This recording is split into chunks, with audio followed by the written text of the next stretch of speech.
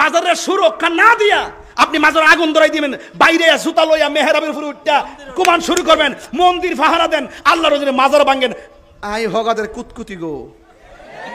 আল্লাহর ওলির কবরকে কেন্দ্র করে কেউ যদি শিরিক করে, কেউ যদি বেদাত করে, কেউ যদি আল্লাহর ওলির কবরকে কেন্দ্র করে মেলা বসায়, এই শিরকের বিরুদ্ধে আমরা, এই বেদাতের বিরুদ্ধে আমরা, এই মেলার বিরুদ্ধে আমরা, এই গাঁজা সেবনের আসরের বিরুদ্ধে আমরা আগেও ছিলাম, এখনো আছি, ভবিষ্যতেও আমাদের অবস্থান পরিষ্কার।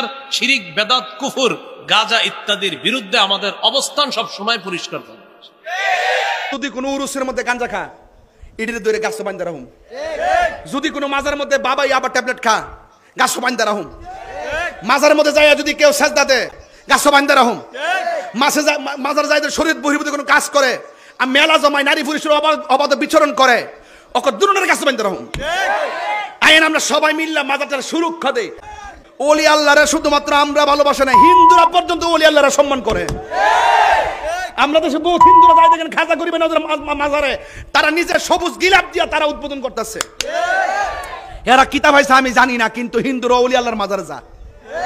আপনি মুরব্বীরা আপনারা দেখেন না? জানেন? জানি জানি জানি জানি। তাইলে ওলি আল্লাহর মাজারে যারা আঘাত করতেছেন, সাধারণ পাবলিক, হিন্দু, খ্রিস্টান, বুদ্ধ, সকল ধর্মের সেন্টিমেন্টাল আপনি আঘাত করতেছেন। এই জন্য ওলি আল্লাহর বিরুদ্ধে অবস্থান নিয়ে এই দেশে কখনো শান্তি আসতে পারে না। এই জন্য বলছি উহু উহু যে কইছি এমনি কইছি না, চিন্তা করে কইছি। আমরা কিচ্ছু করতে না, আল্লাহর পক্ষ থেকে গজব আসবো। বাজান আমার রাগ বেশি, আমার বাইতে বুঝাইছে ছিলেন না, আমি আসলে বাদ দালাইছি, আমার খুব সেদ বেশি, আমার খুব খারাপ লাগে বাজান। জানি না কেমনে এই দেশে যদি ওলি আল্লাহ না হইতো আমরা অবস্থাটা কি তৈলিলে? হ্যাঁ, 360 আউলিয়া কি বংশ লয়ে এই দেশে? বংশ লয়ে এসে এই ভারতীয় মহাদেশে ইসলাম আসছে ওলি আল্লাহর মাধ্যমে।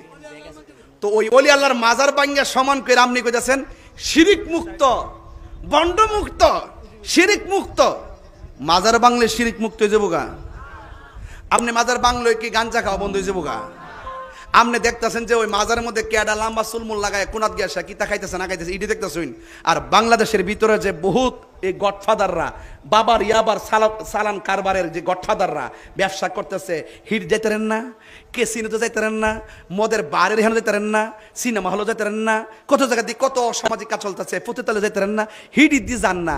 ওলি আল্লাহর দিকে এত এত সমস্যা কি লেগা? ও বুঝতে পারছি, ওলি আল্লাহদেরকে আপনারা দুশ্মন মনে হয়। তবে মনে রাখেন, ওলি আল্লাহর বিরুদ্ধে গেলে খোদার গজব আসমান থেকে নামব। শেষ কথা, আখিরি কালাম, শেষ কালাম, এখনো সময় আছে। যতটা মাজার ভাঙছেন সুন্দর করে বানাই দেন, আমরা সহযোগিতা করুন। এবং আজকে থেকে সামনে ওলি আল্লাহর মাজার ভাঙ্গার দুঃসাহস করবেন না। আর প্রত্যেকটা ওলি আল্লাহর দরবারে যে খাদেমরা আছেন, আমি খাদেমদেরকে পরিষ্কার করে বলে দিয়া যাই, আপনারা আগামীকালই কমিটি করুন। মাজার নেশামুক্ত, ইয়াবামুক্ত, অসামাজিক কার্যক্রম মুক্ত আপনি রেড জোন দিয়ে দেন। এই মাজার জিয়ারতের জায়গা, এখানে এটা বন্ডামির জায়গা না। কথা বলেন ঠিক কিনা? বিষয়টা না অনেকে গুলায় ফেলছে, গুলায় ফেলে আমাকে, আপনাকে, আমাদেরকেও শত্রু বানাচ্ছে। আমাদেরকে কেমন জানি বুঝাইতে চাইতেছে যে আমরা শত্রু, আমরা সম্প্রীতি চাই না, এমনটা বুঝায়। এরকম একটা ভাবসাব। সহিহ বুখারীর বর্ণনা 427 নম্বর হাদিস। এই হাদিসের বর্ণনাকারী আম্মাজান আয়েশা সিদ্দিকা রাদিয়াল্লাহু তাআলা আনহা, তিনি বলেন, নবীজির দুই বিবি উম্মে হাবিবা, উম্মে সালামা রাদিয়াল্লাহু তাআলা আনহুমা, তারা দুইজন হাবশায় একটা গির্জা দেখছে। গির্জা, ফিহা তাসাবির, গির্জার মধ্যে অনেকগুলা ছবি দেখছে। ছবি, গির্জা বলতে আমাদের মাথায় কি আসে? একটা ধর্মের ইবাদত খানা, একটা ধর্মের মানুষের কি খানা? ইবাদত খানা, গির্জা। তো এগুলা একটা ধর্মের মানুষের ইবাদত খানা। তো এই ইবাদত খানার মধ্যে দেখে কি? তাসাবির, ছবি, মূর্তি। ফাযাকারাতা লিন-নবী সাল্লাল্লাহু আলাইহি ওয়াসাল্লাম, নবীজির দুই বিবি ব্যাপারটা আল্লাহ রসুলের কাছে জানাইলেন, হুজুর আমরা হাবশায় একটা গির্জা দেখলাম, এবাদতখানা দেখলাম, এবাদতখানার মধ্যে দেখি কি ছবি মূর্তি এগুলা দেখলাম। فقال رسول الله صلى الله عليه وسلم إن أولئك إذا كان فيهم الرجل الصالح فمات بنوا على قبره مسجدا। নবীজি বলেন এরা হলো তারা,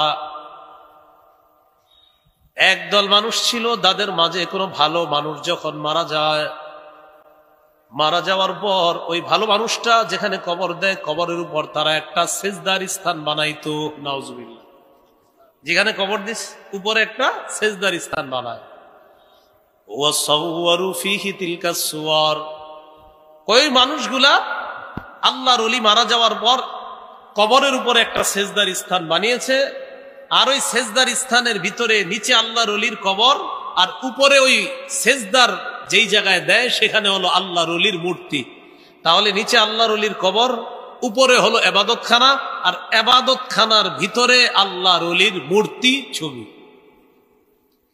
নবীজি বললেন উলাইকা শিরারুল খালকি ইনদাল্লাহি ইয়াউমাল কিয়ামাহ, এরা হলো কিয়ামতের ময়দানে সবচেয়ে নিকৃষ্ট জাতি হবে, কিয়ামতের ময়দানে সবচেয়ে নিকৃষ্ট জীব হবে তারা যারা আল্লাহর ওলিদের কবরের উপরে সেজদার স্থান বানায়, আবার যদি এটার মধ্যে মূর্তি বসায়, তারা হবে সবচেয়ে নিকৃষ্ট জাতি। এজন্য মূর্তি ইত্যাদি এগুলা ইসলাম সমর্থন করে না। আমাদের ইবনে শাইখুল হাদিস উনি মাত্র একটা মূর্তি ভাঙতে চেয়েছিলেন, আল্লাহর কি কুদরত, 90 ভাগ মূর্তি এখন আল্লাহ ভেঙে দিছে। উনি মাত্র কয়টার ব্যাপারে বলছিল? একটার ব্যাপারে বলাতে বেচারারে 3 বছর রাখছে ভিতরে। তো আল্লাহর কি কুদরত, এই জন্য অহংকার না করা। আল্লাহর কি কুদরত দেখেন, উনি মাত্র দাবি করছে কয়টা? একটা। এখন আল্লাহ তাআলা এত খুশি করে দিছে মুসলমানদেরকে যে উনি দাবি করছে একটা, শুনলা না কথাটা, যাও এখন 90 ভাগ শেষ, 10 ভাগও থাকবে না ইনশাআল্লাহ।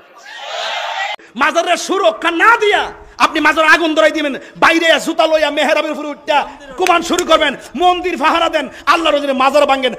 আই হগাদের কুতকুতি গো।